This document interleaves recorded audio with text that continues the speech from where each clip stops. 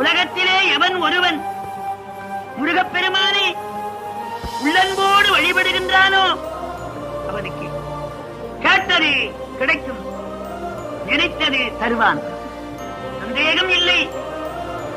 ஒருவேளை அவன் அப்படி தவறுவானால், உன்னை காப்பாற்றவில்லையானால், என் நெற்றியிலே இருக்கிற திருநீற்றை நானே அழித்து விடுவேன். இது சத்தியம்.